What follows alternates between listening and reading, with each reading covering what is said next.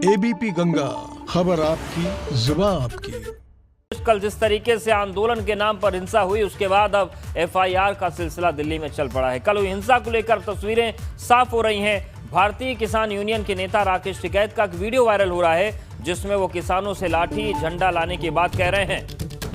तब आंदोलन के वो बिगड़े हुए चेहरे और बिगड़ी हुई मानसिकता सामने आने लगी है, जिसमें राकेश टिकैत लाठी और झंडा लाने की बात कर रहे हैं। भारतीय किसान यूनियन नेता राकेश टिकैत का एक वीडियो वायरल हुआ है, जिसमें वो किसानों से लाठी झंडा लाने की बात कह रहे हैं। सुनवाते हैं आपको क्या कह रहे हो।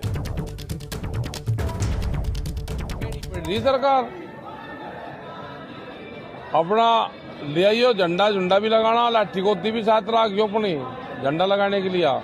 समझ जाइयो सारी बात, ठीक है। झंडा लगेगा, तिरंगा भी झंडा वैसा भी लगा लियो उस पर। और आ जाओ, बस अब बहुत बोल दिया, अब आ जाओ जमीन बचाने के लिए। आ जाओ, अपनी जमीन नहीं बच रही, सरकार मान नहीं रही, ज्यादा कैडी पड़ रही सरकार। अपना ले आइयो, झंडा झुंडा भी लगाना, लाठी गोदी भी साथ रखियो अपनी झंडा लगाने के लिए। समझ जाइयो सारी बात, ठीक है। झंडा लगेगा, तिरंगा भी झंडा वैसा भी लगा लियो उस पर। और आ जाओ, बस अब बहुत बोल दिया, अब आ जाओ जमीन बचाने के लिए। आ जाओ, अपनी जमीन नहीं बच रही, सरकार मान नहीं रही, ज्यादा। और कल हुई हिंसा को लेकर अब तस्वीरें भी साफ होने लगी हैं। राकेश टिकैत से एबीपी गंगा ने वायरल वीडियो पर सवाल पूछा, उनका जवाब क्या था, सुनवाते हैं आपको। हाँ, मेरा है। मानते हैं? तो उसमें जो आपत्तियां उठाई जा रही हैं वो भी जानते होंगे आप? हाँ, जानता हूँ। डंडा लाने की बात क्यों? झंडा कहीं में लगता, सबको मालूम है। हाँ, डंडे में लगे झंडा। तो आपने कोई उकसाने की कोशिश नहीं? उकसाने का थोड़ा है ये भाई, डंडा कोई हथियार थोड़ा है, वो तो किसान का वो है। इतने लोग आ रहे हैं, इनको हम झंडे ही तो दे सकें, डंडा तो ये अपना ही लेकर आवेंगे।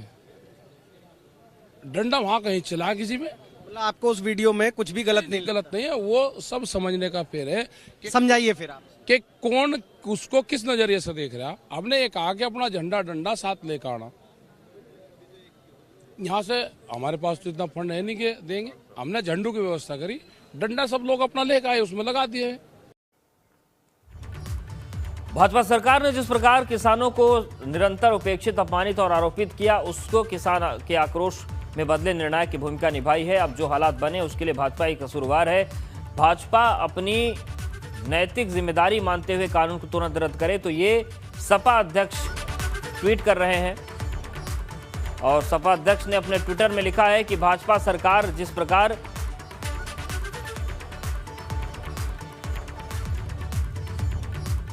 और मायावती का भी ट्वीट आया है। उन्होंने लिखा है कि देश की राजधानी दिल्ली में कल गणतंत्र दिवस के दिन किसानों की ट्रैक्टर रैली के दौरान जो कुछ भी हुआ वो कतई नहीं होना चाहिए था। ये अति दुर्भाग्यपूर्ण तथा केंद्र की सरकार को भी इसे अति गंभीरता से जरूर लेना चाहिए। साथ ही बीएसपी की केंद्र सरकार से पुनः यह अपील है कि वो तीनों कृषि कानूनों को अविलंब वापस लेकर किसानों के लंबे अरसे से चल रहे आंदोलन को खत्म करे, ताकि आगे फिर से ऐसी कोई अनहोनी घटना न हो। और इस वक्त की बड़ी खबर का रुख करते हैं। कल हुए उपद्रव पर किसानों की बड़ी बैठक होगी। पंजाब के 32 किसान यूनियन बैठक करेंगे। दोपहर 2 बजे सिंघू बॉर्डर पर बैठक होगी। कल हिंसा को लेकर अब तक 22 एफआईआर दर्ज हो चुकी है। तो कल उपद्रव पर किसानों की बड़ी बैठक है। आज पंजाब के 32 किसान यूनियन बैठक करेंगे और दोपहर 2 बजे सिंघू बॉर्डर पर यह बैठक होगी। आपको बता दें कि पंजाब के मुख्यमंत्री कैप्टन अमरिंदर सिंह ने भी कल ये कहा था कि जो हिंसा हुई है किसानों के आंदोलन को कमजोर करेगी। और इन सब के बीच अब 2 बजे सिंघू बॉर्डर पर बैठक होने जा रही है। कल हिंसा को लेकर अब तक 22 एफआईआर दर्ज की जा चुकी हैं। और जो पंजाब के संगठन हैं वो 32 किसान संगठन बैठेंगे दोपहर 2 बजे सिंघू बॉर्डर पर और यहाँ पर बातचीत होगी। अविनाश हमारे साथ जुड़ गए। अविनाश, ये जो बैठक होने जा रही है, क्या केवल पंजाब के किसान संगठन इसमें होंगे? जी देखिए, पंजाब के किसान संगठन तो अपना बैठक करेंगे ही करेंगे, उसके बाद फिर संयुक्त किसान मोर्चा की बैठक है और उसमें वो तमाम सारे नेता शामिल हैं जो लगातार केंद्र सरकार से बातचीत कर रहे थे और जो इस आंदोलन के अगुवाकार बने रहे। अवधेश, अभी तक 22 FIR दर्ज कर ली गई और इसके अलावा उन तमाम सारे अराजक तत्वों को चिन्हित किया जा रहा है और उनको चिन्हित करके उनके खिलाफ भी कार्रवाई के लिए तैयारी की जा रही है और जितने भी लोग इसमें पहचान में आ रहे हैं सबको गिरफ्तार करने की तैयारी चल रही है। इसमें अगर बात करें तो किसान नेता राकेश टिकैत का भी एक वायरल वीडियो है जिसमें वो लगातार कह रहे हैं कि लाठी लेकर चलना है, डंडे लेकर चलना है और आगे चलना है और जो है दिल्ली की ओर कूच करना है। तो उनकी भी वीडियो की जांच की जा रही है, अगर वो वीडियो सत्य पाया जाता है तो उनके खिलाफ भी कार्रवाई तय है। इसके साथ साथ दीप सिंधु जो लगातार कल दिख रहे थे आंदोलन में पंजाब के, उनके खिलाफ भी कार्रवाई तय है। अब आपको लाल किले का एक दृश्य दिखाना चाहिए कि यहाँ किस तरीके से अभी भी पैरामिलिट्री फोर्सेस तैनात है। भारी संख्या में आप जिधर भी नजर दौड़ाएंगे सिर्फ और सिर्फ आपको पैरामिलिट्री फोर्सेस ही नजर आएंगी, क्योंकि कल जिस तरीके से यहाँ पे कुछ किसानों के बेस में उपद्रवियों ने घुस के यहाँ पे अराजकता फैलाई, उसके बाद अब यहाँ पे भारी फोर्स का डिप्लॉयमेंट किया गया है। कई सारी कंपनियां CRPF की यहाँ पे तैनात की गई और चप्पे चप्पे पर लाल किला पर यहाँ पे गहन छानबीन भी की जा रही है। जो CRPF के जवान हैं वो लगातार छानबीन कर रहे हैं और वो जो ऊपर जहाँ झंडा फहराया जाता है, देखिए जहाँ कल किसानों ने अपने पंथ का झंडा फहराया और जो तिरंगा है उसका अपमान करने की कहीं ना कहीं कोशिश की गई, वहां पे भी बाकायदा गहन छानबीन की जा रही है। आप देखिए वहां पे भी CRPF के जो जवान हैं वो जवान लगातार वहां पे भी छानबीन अभी कर रहे हैं कि किसी तरीके की अन्य कोई। बिल्कुल अविनाश, हमारे साथ बने रहिए, कुछ तस्वीरें आपसे और देखेंगे और जानकारी लेंगे। तो कल जो ट्रैक्टर परेड के दौरान हिंसा हुई उसके बाद हालात काबू में हैं। इन सबके बीच खबर यह है कि पंजाब के 32 किसान संगठन अब बैठेंगे और चर्चा होगी। तो कल ट्रैक्टर परेड के दौरान हुई हिंसा के बाद अब हालात काबू में है, लाल किलों को खाली करा लिया गया है। तो ट्रैक्टर आंदोलन स्थलों पर वापस लौट चुके हैं। सिंघू, टीकरी, गाजीपुर बॉर्डर पर किसान वापस पहुंच चुके हैं। तो वहीं संवेदनशील स्थानों पर अतिरिक्त फोर्स तैनात कर दी गई है। एहतियात बरतते हुए लाल किला मेट्रो स्टेशन के गेट बंद है। सूत्रों के मुताबिक खुफिया एजेंसियों को अभी भी हिंसा की आशंका है। दिल्ली और बॉर्डर इलाकों में CRPF की 15 कंपनियां दिल्ली पुलिस के साथ तैनात की गई हैं। तो 3 तस्वीरें आपको हम दिखा रहे हैं। लाल किला खाली करवा लिया गया है, वहीं छावनी में पूरे इलाके को तब्दील किया गया है और प्रगति मैदान पर भी हालात को काबू करने के लिए बड़ी संख्या में पैरा मिलिट्री फोर्सेस को तैनात किया गया है। और अब आपको दिखाते हैं कि दिल्ली में कैसे हालात हैं। इस वक्त दिल्ली में फिलहाल शांति है। 5 जगहों की तस्वीरें आपके सामने हैं।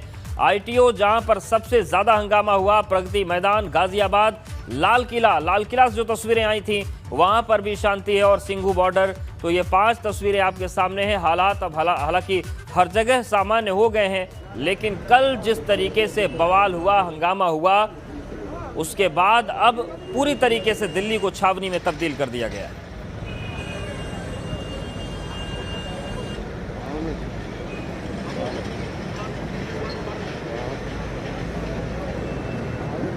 तो लाल किला की पहली तस्वीर हम आपको दिखा रहे हैं जहां पर बड़ी संख्या में फोर्सेस को तैनात किया है। दरअसल यहां पर सबसे बड़ा बवाल देखने को मिला। लाल किले की प्राचीर पर चढ़कर कुछ लोगों ने पंथ के झंडे लहरा दिए। वहीं दूसरी तस्वीर ITO की है जहां पर सबसे भयानक और भयंकर हंगामा जो हुआ था ITO में हुआ था, वहां पर भी फिलहाल शांति व्यवस्था बनी हुई है।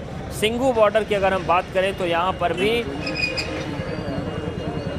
अब शांति बनी हुई है। प्रगति मैदान में भी पैरामिलिट्री फोर्सेस को तैनात किया गया और गाजियाबाद में भी शांति बनी हुई है। लेकिन जिस तरीके का हंगामा कल किसानों ने किया, उसके बाद से अब किसानों के चेहरे पर सवालिया निशान है, इनकी नीयत पर सवाल है और पूरा जो आंदोलन है वो सवालों के घेरे में है। और ताज़ा हालात दिल्ली में कैसे हैं, क्या कुछ वहां पर हो रहा है, सीधा ग्राउंड रिपोर्ट हम जानते हैं। हमारे साथ दिल्ली से अविनाश जुड़ गए हैं और चिल्ला बॉर्डर से बलराम पांडे बने हुए हैं। बलराम, सबसे पहले आपके पास ही आएंगे। कल पूरे दिन का हंगामा दिल्ली में, वो सब कुछ हुआ जो पहले कभी नहीं हुआ था। अब स्थिति कैसी है? जो किसान नेता हैं, जो किसान हैं, अपने करतूतों पर शर्मिंदा हैं या नहीं है? बिल्कुल अवधेश, जो दिल्ली में कल हुआ है वो निंदनीय है, उसकी चहुओर निंदा हो रही है। और इस वक्त हम दिल्ली नोएडा के चिल्ला बॉर्डर पे मौजूद हैं, जहां पर पिछले 2 महीने से किसान धरने पर बैठे हुए हैं। और यहां से भी किसानों ने कल ट्रैक्टर परेड निकाला था, लेकिन उन्होंने जो ट्रैक्टर परेड निकाला वो शांतिपूर्ण ढंग से निकाला। पुलिस ने उस परेड की अगुवाई की और आकर के चिल्ला बॉर्डर पर वो ट्रैक्टर परेड का समापन हुआ था। हमारे साथ कुछ किसान मौजूद हैं, हम उनसे जानने की कोशिश करेंगे कि आखिरकार कल जो दिल्ली में घटना घटित हुई है उसको लेकर के उनका क्या कहना है, क्योंकि जिस तरीके से दिल्ली में कल हिंसा फैलाई गई है, कहीं ना कहीं अब किसानों का जो आंदोलन है वो सवालिया निशान खड़ा कर रहा है, क्योंकि अब किसानों पे सवाल खड़े हो रहे हैं। है ना, किसान पे सवाल खड़े हो रहे हैं। ये तो सरकार 2 महीने से किसान शांति से बैठा है, तो तब नहीं था। और बीच बीच में संदिग्ध लोगों को पकड़ के पुलिस को, प्रशासन को दिया है, उनकी कोई जांच नहीं हुई अब तक, कौन थे क्या थे। तो ये तो षड्यंत्र चल रहा था, शुरू से ही चल रहा था। हमें किसानों को भी डर था इस षड्यंत्र चला जाएगा, लेकिन ये परेड का मामला था, बहुत दिन से चल रहा था, 1-2 महीने से चल रहा था। परेड में जाएंगे, लेकिन राजपथ नहीं जाएंगे, फिर आउटर रिंग रोड पर निकाल लेंगे। तो उसकी व्यवस्था करनी थी, लेकिन बार बार 23-24 तारीख तक रूट बदलते रहे कि ये नहीं वो। तो पहले से 1 महीने 2 महीने से पहले से व्यवस्था नहीं बना पाई सर। यानी आप सीधे लफ्जों में बताइए कि आप दिल्ली में जो कल हिंसा हुई है उसके पक्ष में है या उसकी निंदा करते हैं? है ना, निंदा, वो तो गलत हुआ है। हिंसा हुई है, वो गलत नहीं हुई है, गलत हुई है बिल्कुल। हिंसा जो कल दिल्ली में हुई है, किसानों का मुखौटा लगा करके कल जो हिंसा की गई है, उसको लेकर के क्या कहेंगे? देखिए, पूरी तरीके से निंदनीय है, और जो लोग जिन्होंने ये हिंसा की है, हम किसी भी तरीके से नहीं मानते कि लोग किसान थे। ये कहीं से बीच में अराजक तत्व घुसे और उन्होंने ये षड्यंत्र रचा कि इस तरीके से घटना घटित करने के बाद ये किसानों को बदनाम करने के लिए कि किसानों का आंदोलन इसमें जो है कहीं ना कहीं जो प्रभावित हो जाए, ये आंदोलन को बदनाम ठीक है, मतलब ये भी एक अच्छा बहाना है। बलराम आएंगे आपके पास, आंदोलन को बदनाम करने के लिए। लेकिन जिस तरीके सवाल ये है कि जिस तरीके से आप किसी भी आप किसान नेता से बात करिए, किसानों से बात करिए, ये कहते हैं कि आंदोलन को बदनाम किया जा रहा है। और यही किसान और किसान नेता हैं जो कल तक ये दावे करते थे कि हमारे बीच कोई अराजक तक तो आने नहीं पाएगा और हम सब कुछ अपने हिसाब से कर लेंगे। मतलब अब सारे अपनी जमीन और पाला छोड़कर भाग रहे हैं, सब जिम्मेदारी उस पर पल्ला झाड़ रहे हैं। जी बिल्कुल, और देश से यही कारण है कि जो कल जिस तरीके से हिंसा फैली उसमें कहीं ना कहीं नेतृत्व की कमी दिखी। नेतृत्व करता कोई था ही नहीं। आह्वान कर दिया गया कि ट्रैक्टर मार्च करेंगे, लेकिन ट्रैक्टर मार्च के लिए दिल्ली पुलिस ने रूट तय किया था, उस रूट पर नहीं निकले, दूसरे रूट पर निकल गए। तो इसके जिम्मेदार कहीं ना कहीं वो तमाम सारे किसान नेता भी हैं जो लगातार अपना मंत्रणा करके और एक के बाद एक आंदोलन की रणनीति तय करते हैं और प्लान तय करते हैं, लेकिन वो अपने साथ जो किसान आए हुए हैं उनको सही तरीके से संभाल नहीं पाते। और दिल्ली के अंदर कल जिस तरीके से अराजकता हुई है उद्देश्य, उसमें यह है कि अब चीफ जस्टिस ऑफ इंडिया को भी खत लिख दिया गया है और उनसे अपील की गई है कि तमाम सारे जो हिंसाकारी हैं, जो हिंसा किया है जिन्होंने, उनके खिलाफ अब सख्त कार्रवाई किया जाए। तो सुप्रीम कोर्ट में भी ये मामला पहुंच गया है और जाहिर तौर से बात है कि गृह मंत्रालय भी इस पर लगातार मॉनिटरिंग कर रहा है। आज फिर से एक बार गृह मंत्रालय की भी बैठक होगी जिसमें रिव्यू किया जाएगा सिचुएशन को कि किस तरीके से ये तमाम सारा जो कल हुआ है उसको लेकर अब क्या हालात है। क्योंकि अभी भी अगर बात करें तो दिल्ली के तमाम सारे रास्तों को बंद रखा गया है, रास्तों को बंद किया गया है। मतलब ये है कि अभी दिल्ली में जनजीवन को सामान्य होने में वक्त लगेगा और इसके जिम्मेदार सीधे तौर से किसान और किसान नेता हैं। शुक्रिया आपका अविनाश, और बलराम आपका भी बहुत शुक्रिया। तो कल हुई हिंसा के बाद दिल्ली में कड़ी सुरक्षा है। मिंटो रोड से कनॉट प्लेस जाने वाला रास्ता बंद कर दिया गया, जैसा कि अविनाश अभी बता रहे थे। इसके साथ ही साथ गाजीपुर फूल और फल मंडी, NH9 और NH24 को भी बंद किया गया है। सेंट्रल दिल्ली से नई दिल्ली जाने वाला रास्ता भी बंद है। एंट्री पॉइंट्स पर जगह जगह जाम के हालात बने हुए हैं। तो दिल्ली के अलग अलग इलाकों में भीषण जाम लगा हुआ है। देखिए तस्वीरें हम आपको दिखा रहे हैं, लंबा जाम है, कई किलोमीटर लंबा जाम है और दिल्ली के जो अलग अलग इलाके हैं उनको बंद कर दिया गया है। चाहे फिर हम बात करें मिंटो रोड से कनॉट प्लेस जाने वाले रास्ते के, इसे बंद किया गया, गाजीपुर फूल और फल मंडी को बंद किया गया है, NH9 को बंद कर दिया गया है, NH24 भी बंद है और सेंट्रल दिल्ली से नई दिल्ली जाने वाला रास्ता भी बंद कर दिया गया है। एंट्री पॉइंट्स पर भी बहुत चेकिंग के दौरान भीषण जाम लगा हुआ है। तो वहीं कल हिंसा के बाद आज लाल किला परिसर को बंद रखा गया क्योंकि कल उपद्रवियों ने जो गंदगी वहां फैलाई थी उसे हटाया जा रहा है। यहां पुलिस फोर्स भी तैनात है। देखिए तस्वीर आपको दिखा रहे हैं दिल्ली का लाल किला पे, जहां पे कल किसान के रूप में आए उपद्रवियों ने काफी ज्यादा तांडव मचाया था। आपको सबसे पहले तस्वीर दिखाना चाहेंगे कि लाल किले की अभी जो मौजूदा तस्वीर है उसको देखिए कि कल जिस तरीके से किसान के रूप में उपद्रवी आए और यहाँ पे जिस तरीके से तांडव किया, उसके बाद यहाँ पे जिस तरीके से उन्होंने गंदगी फैलाई और काफ़ी ज़्यादा संख्या में अगर बात करें तो यहाँ पे किसान पहुँच गए थे और उसके बाद अपना खुद का एक खास पंथ का झंडा यहाँ पे फहराया गया था। हालांकि उस झंडे को तत्काल उतार दिया गया था उसके बाद, और देर शाम तक यहीं पे उपद्रवी जमे थे।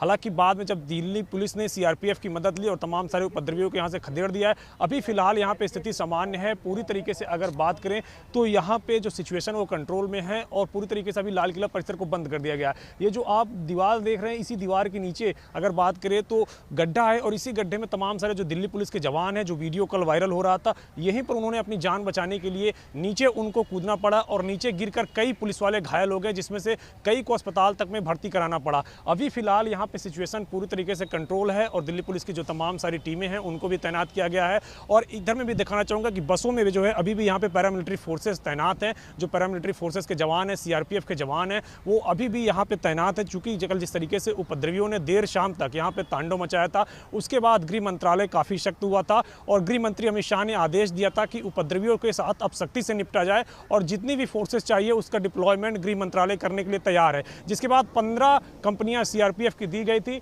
और 15 कंपनियां सीआरपीएफ की देने के बाद दिल्ली के जितने भी संवेदनशील इलाके हैं उन तमाम इलाकों में सीआरपीएफ की तैनाती की गई। और लाल किला परिसर में भी अगर बात करें तो यहाँ पर भी सीआरपीएफ की तैनाती की गई और तमाम जो दिल्ली पुलिस के जवान हैं उनकी तैनाती की गई है। फिलहाल इस परिसर को बंद रखा गया है और यहाँ पर अभी साफ सफाई की जाएगी, क्योंकि कल जिस तरीके से उपद्रवियों ने यहाँ पे काफ़ी ज़्यादा तांडव मचाया और देश को शर्मसार करने की कोशिश की, उनको भी चिन्हित किया जा रहा है और उनके खिलाफ भी दिल्ली पुलिस अब कार्यवाही करेगी। आज उन तमाम सारे लोगों को चिन्हित किया जाएगा जो कल इस लाल किले परिसर में अपना तिरंगा उतारने की कोशिश की और अपना झंडा फहराने की कोशिश की। उसके बाद अगर बात करें तो दिल्ली पुलिस भी काफ़ी सख्त है और आज तमाम सारे उपद्रवियों को चिन्हित करके उनके खिलाफ कार्रवाई की जाएगी। फिलहाल लाल किला में स्थिति काफ़ी शांतिपूर्ण है और स्थिति पूरी तरीके से कंट्रोल में है। दिल्ली पुलिस ने इस पूरे परिसर को खाली करा लिया है। यहाँ पे दिल्ली पुलिस को तैनात कर दिया गया है, पैरामिलिट्री फोर्सेस को तैनात कर दिया गया है और किसी को भी यहाँ पे अभी आने की मनाही है। फिलहाल लाल किले परिसर की जो है वो साफ सफाई की जा रही है। इसके बाद फिर सिचुएशन को देखते हुए लाल किला को आम लोगों के लिए खोला जाएगा।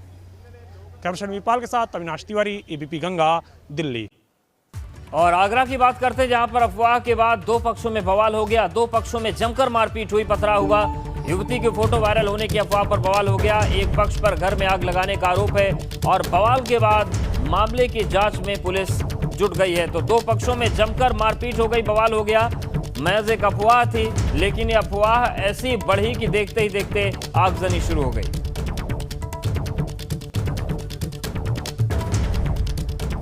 और बड़ी खबर जालौन से भी है, जहां पर शॉर्ट सर्किट से घर में आग लग गई। घर की तीसरी मंजिल पर आग लगी और हड़कंप मच गया। आग लगने से लाखों के नुकसान की खबर है। फायर ब्रिगेड स्थानियों ने बड़ी मुश्किल के बाद आग पर काबू पाया। कोंच कोतवाली इलाके के लवली चौराहे का ये पूरा मामला है। और बड़ी खबर प्रयागराज से भी है। माफिया मुख्तार अंसारी के परिवार को कोर्ट से राहत मिल गई है। मुख्तार अंसारी के दो बेटों को अग्रिम जमानत मिली है। अब्बास उमर अंसारी को हाई कोर्ट से जमानत मिली है। धोखाधड़ी साजिश के मामले में कोर्ट से राहत मिली है।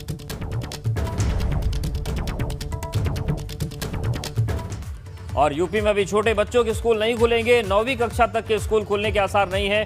डिप्टी सीएम दिनेश शर्मा ने रिपोर्ट मांगी है। बच्चों की सुरक्षा पर संतुष्ट न होने तक संशय बना हुआ है। रिपोर्ट का विश्लेषण करने के बाद ही स्कूल खोलने पर विचार होगा। तो यूपी में अभी छोटे बच्चों के स्कूल नहीं खुलेंगे।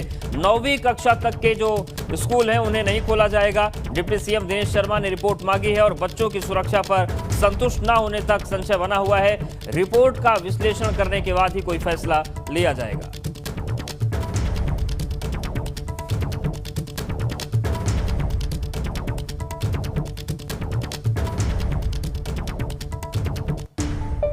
अभी रिपोर्ट आने दीजिए।